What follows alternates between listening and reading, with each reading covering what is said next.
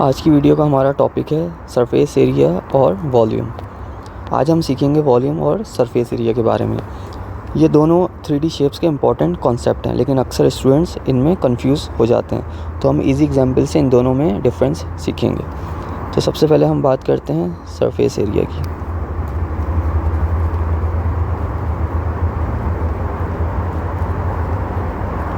Surface area क्या होता है, तो मैं आपको आसान अल्फाज में समझाता हूँ।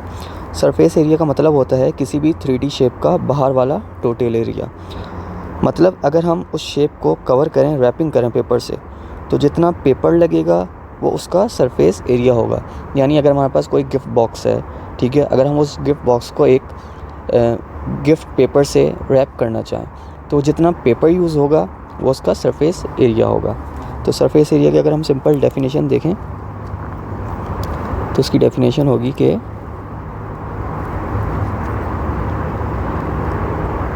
Exterior covering area of shape. ठीक है,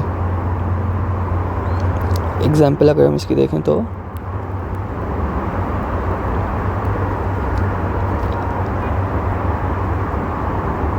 गिफ्ट बॉक्स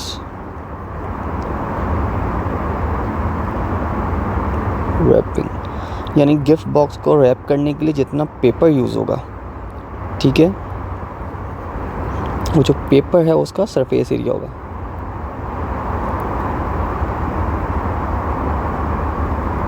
पेपर एरिया वो होगा उसका सरफेस एरिया। ठीक है। अच्छा, वॉल्यूम क्या होता है?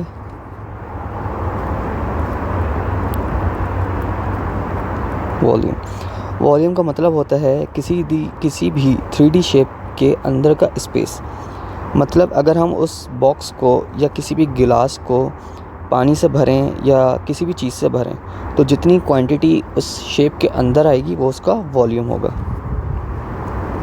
ठीक है।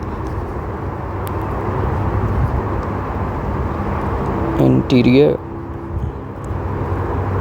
Space of the shape. ठीक है, एग्जाम्पल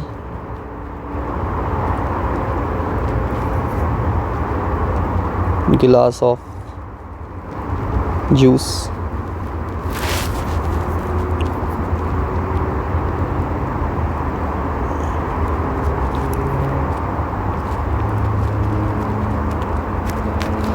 ठीक है, अगर कोई भी गिलास है, उस गिलास के अंदर जितनी क्वांटिटी में जूस आएगा तो वो जो स्पेस होगा वो उसका वॉल्यूम कहलाएगा।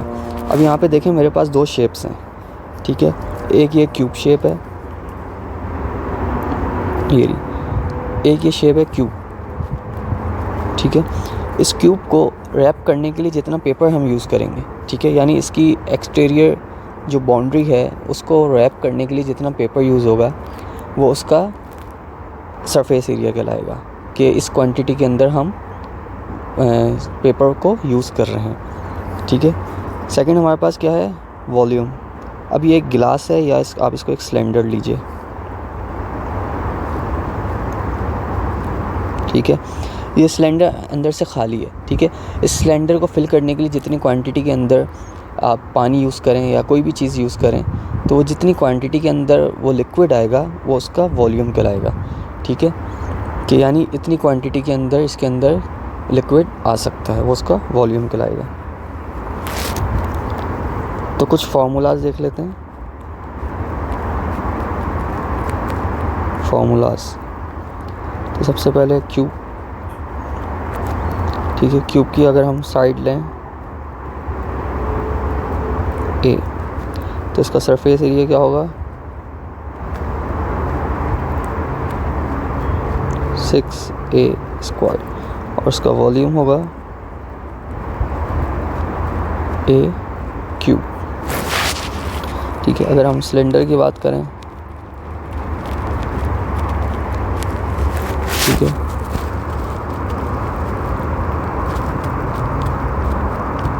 रेडियस r और हाइट h, तो इसका सरफेस एरिया होगा 2πr h प्लस r, और इसका वॉल्यूम होगा πr² h। ठीक है, तो हम इसका रियल लाइफ कनेक्शन देखते हैं।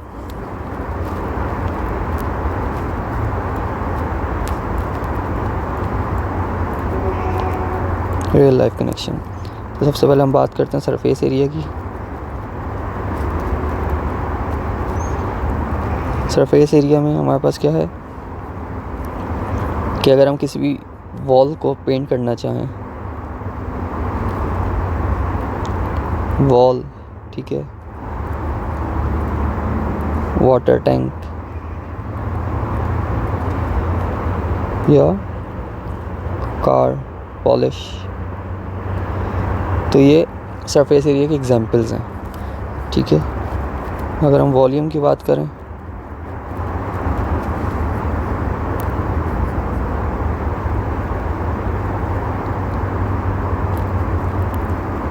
Water tank,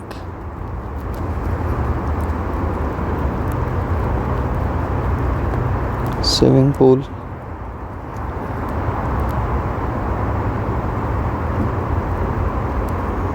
petrol tank.